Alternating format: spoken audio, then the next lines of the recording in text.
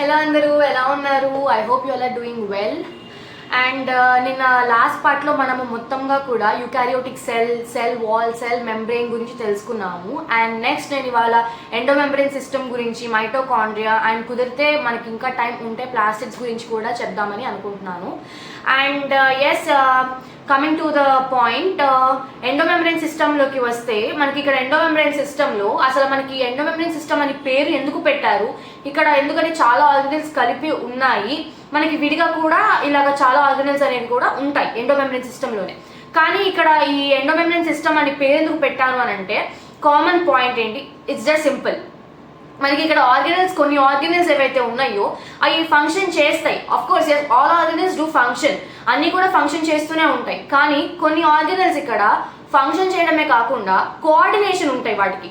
ఈ 3 ఆర్గనెల్స్ కి కూడా కలిపి ఒక కోఆర్డినేషన్ ఉంటాయి అని చెప్పడానికి ఈ కోఆర్డినేషన్ ఉంది, అందుకనే దీనికి ఒక ఎండోమెంబ్రెయిన్ సిస్టమ్ అంటూ పెట్టారు అంటే ఇక్కడ చెప్పడం జరిగింది.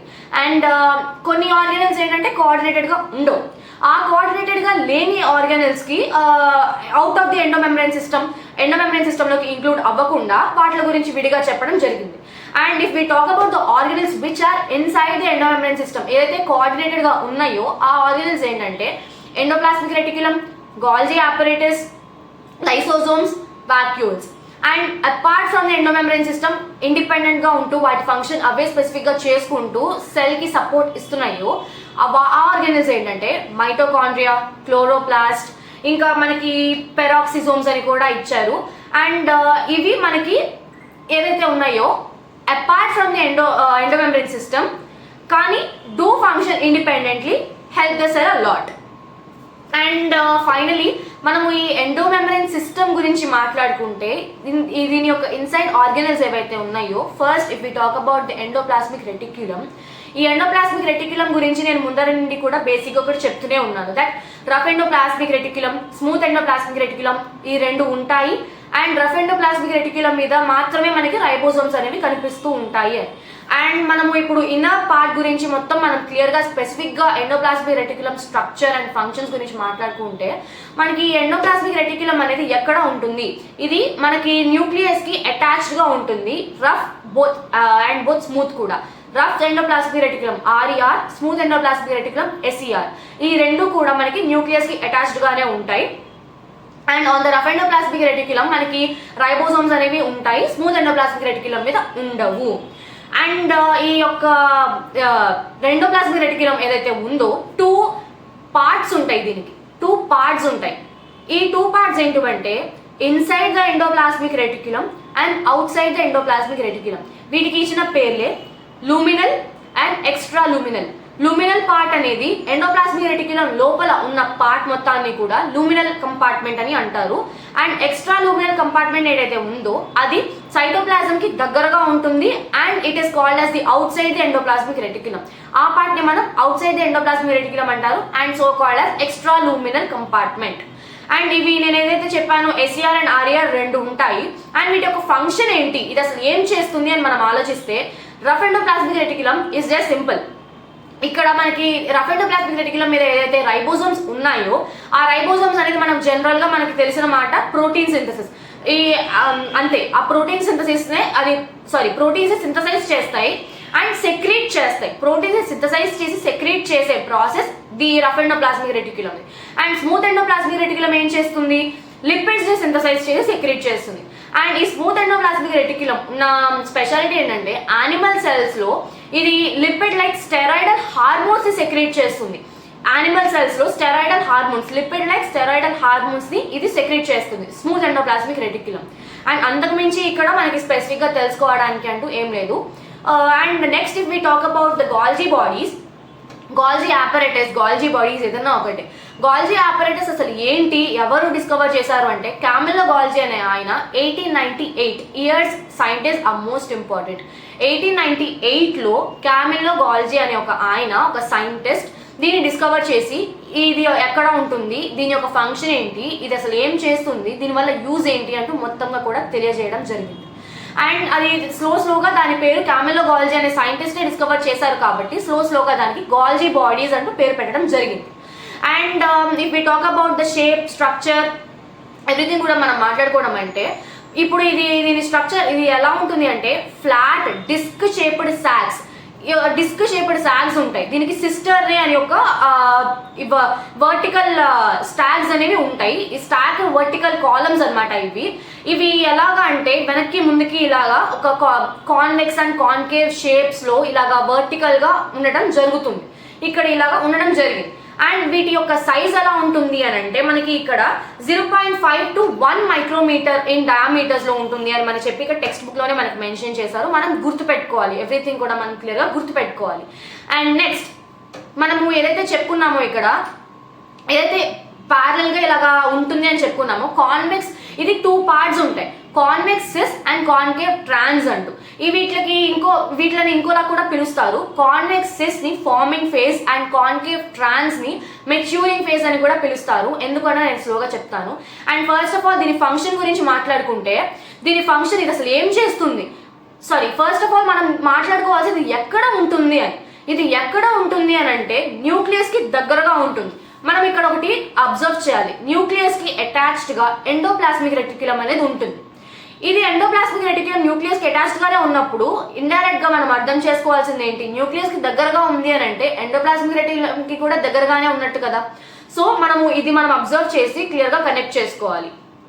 ఇక్కడ మనకి ఉన్న కనెక్షన్ ఏంటంటే దీని ఫంక్షన్ ఏంటంటే ఇప్పుడు ఇది గాల్జీ బాడీస్ ఏదైతే గాల్జీ ఆపరేటర్స్ ఏదైతే ఉందో ఇది మనకి ఫుడ్ పార్టికల్స్, ఫుడ్ మెటీరియల్స్ ఏదైతే ఉందో దాని మొత్తాన్ని కూడా ప్యాక్ చేసి ఇంటర్సెల్యులార్ స్పేసెస్ కి, ఇంటర్సెల్యులార్ జంక్షన్స్ మొత్తానికి కూడా పంపించడం జరుగుతుంది, డెలివర్ చేయడం అనేది జరుగుతుంది. ఈ గాల్జీ బాడీస్ ఏదైతే ఉన్నాయో ఫుడ్ మెటీరియల్స్ ని ప్యాక్ చేసి ఇంటర్సెల్యులార్ జంక్షన్స్ కి, స్పేసెస్ కి పంపించడం అనేది జరుగుతుంది. ఈ ప్రాసెస్ మనకి ఎలా అవుతుంది అని అంటే ఈ ప్రాసెస్ లో మనకి ఈ సిస్ ఫేస్, ట్రాన్స్ ఫేస్ ఇవన్నీ కూడా హెల్ప్ చేస్తాయి. ఇవన్నీ కూడా ఇక్కడ వీటి యొక్క పార్ట్ అనేది ఇట్ టేక్స్ ప్లేస్ హియర్. ఇక్కడ ఫస్ట్ ఆఫ్ ఆల్ మనం ఈ ఎండోప్లాస్మిక్ రెటిక్యులంలో ఏదైతే మనం చదువుకున్నామో ఇక్కడ rough endoplasmic reticulum, smooth endoplasmic reticulum lipids ని సింథసైజ్ చేస్తుంది, ప్రోటీన్స్ సింథసైజ్ చేసి సెక్రీట్ చేస్తుంది అని ఏదైతే అన్నామో ఆ సెక్రీట్ చేసిన మెటీరియల్ అంతా కూడా మనకి ఈ మెటీరియల్ మొత్తం కూడా ఈ గాల్జీ బాడీస్ కి స్లోగా అనేది పంపించడం జరుగుతుంది. ఇది ఇక్కడ నుండి ఆర్ఆర్ అండ్ ఎస్ఈఆర్ దగ్గర నుండి ఈ సింథసైజ్ చేసిన మెటీరియల్ కూడా, సెక్రీట్ చేసిన మెటీరియల్ కూడా మనకి గాల్జీ బాడీస్ తీసుకోవడం జరుగుతుంది. So first cis convex cis phase అంటే ఫార్మింగ్ ఫేజ్, అందులోకి స్లోగా కూడా ఈ మెటీరియల్ అనేది వెళ్తే అక్కడ నుండి కూడా స్లోగా మాడిఫై అయ్యి ఆ మాడిఫై అయ్యే ప్రాసెస్లో ఇంకొక ప్రాసెస్ ఉంది, అది నేను మీకు స్లోగా చెప్తాను. అది అక్కడ మాడిఫై అయిన తర్వాత మాడిఫై అయ్యి glycoproteins and glycolipids గా ఫామ్ అయ్యి ట్రాన్స్ ఫేజ్ నుండి బయటికి వెళ్ళి డెలివర్ అవుతాయి, ఇంటర్సెల్యులార్ స్పేసెస్ లోకి డెలివర్ అవుతాయి. అండ్ ఇక్కడ if we talk about the process in the modification, ఆ ప్రాసెస్ అనేది ఎలా అవుతుందంటే అవి first of all cis phase లోకి వెళ్ళిన తర్వాత స్లోగా అవి లైసోజోమ్స్ అనేవి అక్కడ ఫామ్ అవుతాయి. వెజికల్స్ కింద ఏవైతే ఉన్నాయో proteins and lipids, carbohydrates etcetera ఏవైతే ఫుడ్ మెటీరియల్స్ ఏవైతే ఉన్నాయో అవన్నీ కూడా లైసోజోమ్స్ కింద ఫామ్ అవుతాయి. ఫస్ట్ ఆఫ్ ఆల్ మనం గుర్తుపెట్టుకోవాల్సింది lysosomes are membrane bound vesicles. ఇది మనం బాగా గుర్తుపెట్టుకోవాలి. Lysosomes are membrane bound vesicles. ఈ లైసోజోమ్స్ అనేవి ఎలా ఉంటాయంటే ఫస్ట్ ఆఫ్ ఆల్ అవి మనకి వెసికల్స్ రూపంలో క్రియేట్ అయ్యి ఆ లైసోజోమ్స్ అనేది ఆల్మోస్ట్ ఆల్ ద ఎంజైమ్స్ లో ఉంటాయి. ఆ లైసోజోమ్స్ లైపేజెస్ అనేవి ప్రోటీజెస్, లైపేజెస్, కార్బోహైడ్రేజెస్ ఇవన్నీ కూడా హైడ్రోలైటిక్ ఎంజైమ్స్. ఈ ఎంజైమ్స్ అనేవి ఆల్మోస్ట్ ఆల్ టైప్స్ లో అన్నిట్లలో కూడా లైసోజోమ్స్ అనేవి ఉంటాయి. అన్నిట్లలో కూడా ఇవి మెయింటైన్ చేయడం జరుగుతుంది.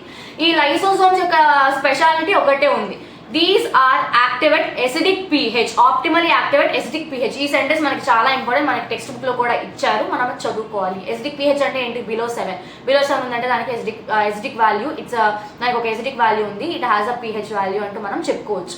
అండ్ నెక్స్ట్ ఈ యొక్క లైసోజోమ్స్ ఏవైతే ఇలా క్రియేట్ అయ్యి వెళ్తాయి, ఈ యొక్క ఈ లైసోజోమ్స్ అనేవి మెంబ్రెయిన్ బౌండ్, ఇవి క్రియేట్ అయ్యి లైసోజోమ్స్ అనేవి వస్తాయి. అందులో అక్కడ మోడిఫై అయ్యే ప్రాసెస్ లో లైసోజోమ్స్ అనే ఒక వెసికల్స్ గా క్రియేట్ అవుతాయి. అండ్ అందులో ఈ హైడ్రోలైటిక్ ఎంజైమ్స్ ఉంటాయి. అవి ఎలా ఉంటాయి, ప్రోటీజెస్, లైపేజెస్, కార్బోహైడ్రేట్స్ ఈ ఎంజైమ్స్ అనేవి ఉంటాయి. అండ్ ఫైనలీ ఈ లైసోజోమ్స్ వల్ల వచ్చే ఈ ఎంజైమ్స్ వల్ల వచ్చే యూజ్ ఏంటి అని అంటే ఇవి చాలా important. Proteins, lipids, carbohydrates, nucleic acids, ఇంకా చాలానే ఉంటాయి. ఈ అన్నిటిని కూడా ఇవి డైజెస్ట్ చేసుకుంటాయి. డైజెస్ట్ చేసుకునే ప్రాసెస్, డైజెషన్ ప్రాసెస్లో ఈ ఎంజైమ్స్ అనేవి హెల్ప్ చేస్తాయి. సో మనం ఇండైరెక్ట్లీ ఇక్కడ లైసోజోమ్స్ గురించి కూడా చదివేసుకున్నాము.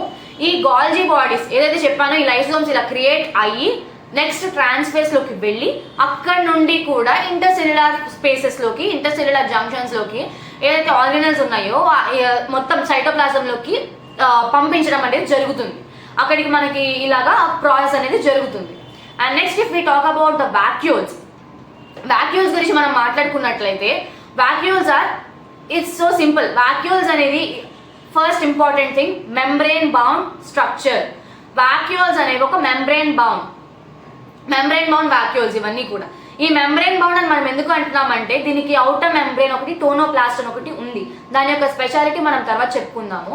First if we talk about the vacuoles, vacuoles అసలు ఏం చేస్తాయి, ఏం సెక్రీట్ చేస్తాయి, దానివల్ల యూజ్ ఏంటి అని అంటే, వాక్యూల్స్ వల్ల మనకి ఫస్ట్ వాక్యూల్స్ అనేవి మనం ఏం సెక్రీట్ చేసుకుంటే మాట్లాడుకుంటే, వాక్యూల్స్ అనేవి వాటర్, సాప్, వేస్ట్ మెటీరియల్స్ ఏదైతే సెల్లో అక్కర్లేదు, ఇంకా ఇది మొత్తం ఎక్స్క్రీషన్కి వేస్ట్ మెటీరియల్స్ ఏవైతే ఉన్నాయో, యూజ్లెస్ మెటీరియల్స్ అంతా కూడా వాక్యూల్స్లో సెక్రీట్ అయి ఉంటాయి.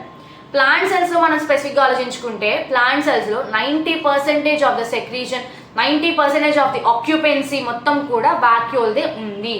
ఎందుకంటే ఈ యొక్క వాక్యూల్ అవుటర్ మెంబ్రెయిన్ టోనోప్లాస్ట్ ఏదైతే ఉందో దీని యొక్క ఫంక్షన్ ఏంటంటే, మొత్తంగా మనకి అయాన్స్ కానీ, మెటీరియల్స్, ఫుడ్ మెటీరియల్స్ కానీ, ఏదైనా అదర్ మెటీరియల్స్ ఏమైనా ఉన్నా కానీ కూడా అగెయిన్స్ట్ ద కాన్సన్ట్రేషన్ గ్రేడియంట్ బలవంతంగా ఇది టోనోప్లాస్ట్ అనేది మెంబ్రెయిన్ లోపలికి పంపించడం జరుగుతుంది. సో అందువల్లనే మనకి ప్లాంట్ సెల్లో 90% ఆఫ్ ది ఆక్యుపెన్సీ ఈ యొక్క వాక్యూల్నే ఉండటం అనేది జరిగింది. అండ్ ఈ వాక్యూల్ అనేది not only the plant cell, మనకి అమీబాలో కూడా ఉంటుంది. అమీబాలో మనకి ఇక్కడ కాంట్రాక్టైల్ వాక్యూల్ అని కూడా చెప్తాము. దీనివల్ల యూజ్ ఏంటి అని అనుకుంటే, మనకి ఇక్కడ ఆస్మో రెగ్యులేషన్కి, ఎక్స్క్రీషన్ ప్రాసెస్కి ఇక్కడ యూజ్ అవుతుంది అని మనము చెప్పుకోవడం జరిగింది. And not only the amoeba, మనకి ఇంకా ఇక్కడ ప్రొటిస్ట్లో కూడా ఉంటుంది. ప్రొటిస్ట్లో చాలా సెల్స్లో కూడా ఫుడ్ వాక్యూల్స్ అని మనము చదువుకుంటాం. ఈ ఫుడ్ వాక్యూల్స్ ఏంటి, జస్ట్ ఫుడ్ని సెక్రీట్ చేసుకుంటుంది. ఈ వాక్యూల్స్ అన్నిట్లలో కూడా ఫుడ్ అనేది సెక్రీట్ చేయడం జరుగుతుంది. వీటిని ఇక్కడ ఫుడ్ వాక్యూల్స్ అని అంటారు. సో ఈ వాక్యూల్స్ వల్ల మనకి ఇలాగా చాలా ప్రాఫిట్ ఉంది. అండ్ ప్లాంట్స్ 90% ఆఫ్ ఆక్యుపెన్సీ ఉంది. టోనోప్లాస్ట్ వల్ల యూజ్ ఇది. అండ్ ఈ వాక్యూల్స్ అనేవి ఇలాగా ఉంటాయి. అండ్ దస్ ఎండోమెంబ్రెయిన్ సిస్టమ్ అనేది ఇక్కడితో కంప్లీట్ అయింది. దట్ మీన్స్ ఇక్కడ మనకి endoplasmic reticulum, Golgi apparatus, lysosomes and vacuoles, ఈ 4 కూడా మనం ఇక్కడ చెప్పుకున్నాము. And next out of the endomembrane, next the endomembrane system ఏదైతే ఉందో, మైటోకాండ్రియా, క్లోరోప్లాస్ట్, పెరాక్సిజోమ్స్, ఇవన్నీ కూడా మనం చెప్పుకుంటాము. And first if we talk about the mitochondria, అరే యార్, మైటోకాండ్రియా అనేది మనకి చిన్నప్పటి నుండి తెలిసింది. It's the basic thing that, first of all 3 points నేను ఇక్కడికే చెప్పేస్తాను. మైటోకాండ్రియా అనేది powerhouse of the cell అని అంటారు. ఎందుకంటే cellular respiration in the form of ATP, అది సెల్యులర్ రెస్పిరేషన్ ఇస్తుంది ఏటీపీ ప్రెజెన్స్లో, ఏటీపీ రూపంలో అంటూ మనం చెప్పుకుంటాము. అండ్ నెక్స్ట్ ఇది ఏరోబిక్ రెస్పిరేషన్. అండ్ నెక్స్ట్ ఇంకా ఏరోబిక్ రెస్పిరేషన్ అనే కాకుండా మైటోకాండ్రియా అనేది powerhouse of the cell అని అంటాము. ఇంకా మనకి చాలా ఉంటాయి sides of aerobic respiration. And మనము లోపల ఇన్సైడ్ పార్ట్ గురించి మనం మాట్లాడుకున్నాము అని అంటే, ఈ బేసిక్ వన్, ఈ మనం చిన్నప్పటి నుండి నేర్చుకుంటున్న బేసిక్ వన్, సర్ఫేస్ ఏరియా ఇస్తుంది లోపల, ఈ అన్ని కూడా ఇప్పుడు మనం లోపల మాట్లాడుకుంటాము. ఇప్పుడు మనం ఈ సబ్జెక్ట్లో, ఈ చాప్టర్లో మనం ఇక్కడ చదువుకునేది inner part of the mitochondria, లోపల స్ట్రక్చర్స్ ఎలా ఉంటుంది, మనకి ఎలా కనిపిస్తుంది, దాని సైజ్, ఎవ్రీథింగ్ కూడా మనం ఇక్కడ చెప్పుకుంటాం. ఇక్కడ మనం మైటోకాండ్రియా గురించి మాట్లాడుకుంటే స్పెసిఫిక్గా మనకి నేరుగా కనిపించదు. మనకి మైటోకాండ్రియా మనం మైక్రోస్కోప్ నుండి చూడాలి అనుకుంటే మనకి స్పెసిఫిక్గా కనిపించదు. మనకి ఇక్కడ స్టెయిన్ చేస్తేనే కనిపిస్తుంది అని చెప్పి మనకి ఎన్సీఆర్ టెక్స్ట్ బుక్లో మెన్షన్ చేశారు. మనకి స్టెయిన్ అనేది నేను ఇప్పుడు ఒకటి చెప్తాను, జానూస్ గ్రీన్ స్టెయిన్ అని ఒకటి మనకి ఇక్కడ స్టెయిన్ అనేది ఇది వేస్తేనే మనకి కనిపిస్తుంది. ఇది మనకి టెక్స్ట్ బుక్లో మెన్షన్ చేయలేదు. It's not that important. మనకి ఏదో రిఫరెన్స్ పాయింట్గా ఏదో ఒక కొంచెం గుర్తుపెట్టుకోవడానికి అన్నట్టుగా ఇక్కడ హెల్ప్ఫుల్ అవ్వడానికి జస్ట్ మనం గుర్తుపెట్టుకోవచ్చు. It's not that mandatory, but గుర్తుపెట్టుకొని ఎక్కడైనా నోట్ చేసుకోవచ్చు. అండ్ నెక్స్ట్ ఇది జానూస్ గ్రీన్ స్టెయిన్ అనే ఒక స్టెయిన్ చేయడం వల్లనే నెక్స్ట్ మనకి అది కనిపిస్తుంది. మైక్రోస్కోప్ నుండి కనిపిస్తుంది. ఇది ఎన్ని ఉంటాయి అనేది మనం చెప్పలేము, ఎందుకంటే దీని యొక్క ఫిజియోలాజికల్ ఫంక్షన్స్ అనేవి చాలా ఉంటాయి కాబట్టి, ఎన్నో ఫంక్షన్స్ అనేవి చేస్తుంది కాబట్టి స్పెసిఫిక్గా అనేది మనము సెల్లో ఇన్ని మైటోకాండ్రియా ఉంటాయని మనం చెప్పలేము. అండ్ మనము సైజ్, షేప్, ఫంక్షన్స్ గురించి మనం మాట్లాడుకుంటే, షేప్ అనేది మనకి సాసేజ్ షేప్ ఉంటుంది, లేకపోతే మనం ఈజీగా సిలిండ్రికల్ షేప్ అని అనుకోవచ్చు. సిలిండ్రికల్ షేప్లో ఉంటుంది. అండ్ మనకి ఇక్కడ టెక్స్ట్ బుక్లోనే ఇచ్చారు. దీని యొక్క లెంత్, డయామీటర్ గురించి మాట్లాడుకుంటే డయామీటర్ 0.2 to 1 మైక్రోమీటర్ ఉంటుంది. అండ్ దాని మనం యావరేజ్ మనం 0.5 అని వేసేసుకోవచ్చు. ఇక్కడ వాళ్ళు ఇచ్చారు, మనం గుర్తుపెట్టుకోవాలి. అండ్ దాని లెంత్ మనకి 1 to 4.1 మైక్రోమీటర్లో ఉంటుంది. లెంత్ మనకి 1 to 4.1 micrometre in length and 0.2 to 1 micrometre in diameter. మనం యావరేజ్ 0.5 అని వేసుకోవచ్చు. ఇది చాలా ఇంపార్టెంట్, మనం గుర్తుపెట్టుకోవాలి, కన్ఫ్యూజ్ చేయొచ్చు. గుర్తుంచుకోవాల్సినవి ఇవే. అండ్ మనము మెంబ్రెయిన్ గురించి చూసుకుంటే, ఆ మెంబ్రెయిన్ ఎలా ఉంటుంది అంటే, mitochondria is double membrane bound. Mitochondria అనేది డబల్ మెంబ్రెయిన్ బౌండ్. అది డబల్ మెంబ్రెయిన్ బౌండ్ ఎలా ఉందంటే, outer membrane, inner membrane, and మధ్యలో లుమిన్ అని కూడా ఉంటుంది కాబట్టి దానివల్ల మనకి ఆక్వైజ్ ఎన్వైరన్మెంట్ మొత్తం కూడా ఉంటుంది. సో దానివల్ల మనకి outer compartment and inner compartment అంటూ పేర్లు ఇవ్వడం జరిగింది. ఈ outer compartment and inner compartment గురించి మాట్లాడుకుంటే, ఇన్నర్ కంపార్ట్మెంట్లో మనకి చాలా హోమోజెనస్ సబ్స్టెన్సెస్ అనేవి ఉంటాయి. ఇక్కడ మనకి ఇచ్చారు, హోమోజెనస్ సబ్స్టెన్సెస్ అనేవి చాలా ఉంటాయి కాబట్టి ఈ హోమోజెనస్ సబ్స్టెన్సెస్ మొత్తాన్ని కూడా కవర్ చేస్తూ మ్యాట్రిక్స్ అని, దాని మొత్తాన్ని కూడా మ్యాట్రిక్స్ అంటూ ఒక ఫామ్ అయింది. ఆ మ్యాట్రిక్స్ చుట్టూతా ఈ ఇన్నర్ మెంబ్రెయిన్ ఏదైతే ఉందో, ఇన్నర్ ఫోల్డింగ్స్ ని క్రియేట్ చేయడం జరిగింది. ఇన్ఫోల్డింగ్స్ కాల్డ్ క్రిస్టే అనే ఒక ఇన్ఫోల్డింగ్స్ ని క్రియేట్ చేయడం. దీనివల్ల యూజ్ ఏంటి అని అనుకుంటే, ఎక్స్ట్రా సర్ఫేస్ ఏరియాని ఇంక్రీజ్ చేస్తుంది. ఉన్న సర్ఫేస్ ఏరియాని మనకి బాగా ఇంక్రీజ్ చేస్తుంది. దీనివల్ల ఉండే అడ్వాంటేజ్ ఇదే. క్రిస్టే ఉండటం వల్ల సర్ఫేస్ ఏరియా అనేది, ఈ ఇన్ఫోల్డింగ్స్ ఇలా అవ్వడం వలన మ్యాట్రిక్స్ మొత్తం ఇలా ఉంది, దీని చుట్టూతా ఇలాగా క్రిస్టే అనే ఇన్ఫోల్డింగ్స్ ఫామ్ అయింది. సో దీనివల్ల మనకి ఇన్నర్ సైడ్ లో, ఇన్నర్ కంపార్ట్మెంట్ లో మనకి సర్ఫేస్ ఏరియా అనేది బాగా ఇంక్రీజ్ అయి ఉంటుంది. And if we talk about the outer compartment ఏదైతే ఉందో, చుట్టూతా మైటోకాండ్రియాకి, ఇన్నర్ కంపార్ట్మెంట్ కి చుట్టూతా కూడా బౌండరీస్ ని క్రియేట్ చేస్తుంది. ఇక్కడ నుండి ఇంకా దీని యొక్క బౌండరీ అనేది మొత్తంగా అవుటర్ కంపార్ట్మెంట్ అనేది క్రియేట్ చేస్తుంది, బౌండరీస్ ని. And next, as I told you, ఇది సర్ఫేస్ ఏరియా ఇస్తుంది. అండ్ ఎస్, మోస్ట్ ఇంపార్టెంట్, ఇక్కడ 2 మెంబ్రెయిన్స్ కూడా స్పెసిఫిక్ ఎంజైమ్స్ ని సెక్రీట్ చేస్తూ మైటోకాండ్రియాకి ఎంజైమ్స్ గా హెల్ప్ చేస్తుంది. ఈ ఎంజైమ్స్ అనేవి మైటోకాండ్రియాకి హెల్ప్ చేస్తాయి. లైక్ లోపల ఇన్నర్ మ్యాట్రిక్స్ దగ్గర కానీ, అలాగే ప్రతిదీ కూడా 2 మెంబ్రెయిన్స్ కూడా స్పెసిఫిక్ ఎంజైమ్స్ ని సెక్రీట్ చేస్తాయి. ఇది మనకి important. As I told you before, నా ఏరోబిక్ రెస్పిరేషన్ అంటే ఏంటి? Respiration in the presence of O2. And next ఇది మైటోకాండ్రియా అనేది site of aerobic respiration. Cellular energy, they produce cellular energy in the form of ATP. And ఇప్పుడు ఇక్కడ matrix గురించి మాట్లాడుకుంటే, దీని యొక్క ఫంక్షన్ ఏంటిది, ఏం చేస్తుంది అనుకుంటే, మనకి టెక్స్ట్ బుక్ లోనే ఇది మెన్షన్ చేశారు దట్ మ్యాట్రిక్స్ మనకి ఇక్కడ first of all single circular DNA molecules ని పొజెస్ చేస్తుంది, RNA మాలిక్యూల్స్ ని పొజెస్ చేస్తుంది, 70s టైప్ ఆఫ్ రైబోజోమ్స్ ని పొజెస్ చేస్తుంది. అండ్ మోస్ట్ ఇంపార్టెంట్, ఇక్కడ మనకి రైబోజోమ్స్ కి మొత్తంగా ప్రోటీన్ సింథసైజ్ చేయడానికి కావాల్సిన కాంపోనెంట్స్ మొత్తం కూడా ఇక్కడ ప్రొవైడ్ చేయడం జరుగుతుంది. రిక్వైర్డ్ కాంపోనెంట్స్ అన్నీ కూడా ఈ మైటోకాండ్రియానే ప్రొవైడ్ చేస్తుంది. ఆ రైబోసోమ్స్ మొత్తానికి కూడా ప్రోటీన్కి కావాల్సిన, ప్రోటీన్ సింథసైజ్ చేసుకోవడానికి కావాల్సిన రిక్వైర్మెంట్ కూడా మొత్తం కూడా కాంపోనెంట్స్ అన్నీ కూడా ఇదే ప్రొవైడ్ చేస్తుంది. So hence this is about the mitochondria. And next, దీని గురించి మనము స్పెసిఫిక్గా మాట్లాడుకుంటే, ఇది లాస్ట్ పాయింట్ ఏంటంటే, దీని యొక్క డివిజన్ ఇది ఎలా అవుతుందంటే, ఫిజన్ ద్వారా ఇది డివైడ్ అవుతుంది. స్లోగా బైనరీ ఫిజన్, ఆ ప్రాసెస్ ద్వారా ఈ మైటోకాండ్రియా అనేది డివైడ్ అవుతుంది. సో హెన్స్ ఇవాళ క్లాస్ నేను మైటోకాండ్రియాతో ఎండ్ చేస్తున్నాను. ఇప్పటికే చాలా టైం అయిపోయింది. In the next class I will continue with this plastids, ఇంకా రైబోజోమ్స్ గురించి పెద్దగా చెప్పడానికి ఏం లేదు. ఐ జస్ట్ అలా రివైజ్ కింద అలా చేస్తాను. అది పెద్ద మ్యాటర్. మనం ఫ్రమ్ ద డే 1 క్లాస్ మనము రైబోజోమ్స్ గురించి కామన్గా కాన్స్టెంట్గా చెప్పుకుంటూనే ఉన్నాము. సో నేను జస్ట్ టచ్ ఇస్తాను అంతే. రైబోజోమ్స్ ఇక్కడ స్పెసిఫిక్గా అంటూ ఏమి ఇవ్వరు. అండ్ నెక్స్ట్ మనకి ఇక్కడ cytoskeleton, cilia flagella, centrosome and centrioles, nucleus. And మనకి ఇంకా ఈ 3 టాపిక్స్, రైబోజోమ్స్ ఒకటి పక్కన పెడితే, ఈ యొక్క plastids, cytoskeleton is so simple. ఇది ఒక 2 minutes కూడా తీసుకోదు. అండ్ సీలియా ఫ్లాజిల్లా ఇంకా మనకి 1 2 3 4 టాపిక్సే ఉన్నాయి. సో నేను దీన్ని కుదిరితే 1 or 2 క్లాసెస్లో నేను దీన్ని కంప్లీట్ చేసేస్తాను. So yes guys, I'm again and again telling you all, నేను కూడా యాజ్ అ స్టూడెంట్ నేను మీకు ఎక్స్ప్లెయిన్ చేస్తున్నాను అంటే యాజ్ అ స్టూడెంట్ నాకు ఏదో ఒక గ్రిప్ ఉంది కాబట్టి నేను ఎక్స్ప్లెయిన్ చేస్తున్నాను. I'm helping you all people. మీకు ఏమైనా కూడా నా దగ్గర రాంగ్ ఉంది అని మీకు ఏమైనా అనిపిస్తే you can tell me in the comment section, no problem. నేను అర్థం చేసుకుని దాన్ని బట్టి నేను మీతో ఉన్న ఇంటరాక్షన్ నాకు బాగా ఫామ్ అయితే మీతో అప్డేట్స్ కూడా నేను ఇవ్వగలను, నేను మీకు ఎక్స్ప్లెనేషన్ కూడా చాలా బాగా చేయగలను. So yes, finally if you like this video, please do like, share and subscribe to my YouTube channel. And next నేను చెప్పాను కదా ఇంకో 2 parts or 2 parts నేను కంప్లీట్ చేసేస్తాను ఈ యొక్క చాప్టర్ని. అండ్ ఆ తర్వాత నేను ఏం చేయాలి అని కూడా నేను ఈ యొక్క చాప్టర్ అయిపోయిన తర్వాత నెక్స్ట్ ఏం చేస్తానని కూడా నేను మీకు అప్డేట్స్ ఇస్తూ ఉంటాను. So stay tuned, in the next part నేను మీకు కంటిన్యూ చేస్తాను in the next part. And yes guys, I'm telling you all, మీకు డౌట్స్ ఉంటే కనుక you can ask me in the comment section. నా దగ్గర ఏదైనా మిస్టేక్ ఉంటే కనుక you can tell me in the same comment section. You can I will help you, and in the same way you can also help me indirectly. Thank you all guys. I'll see you on the next vlog. Bye.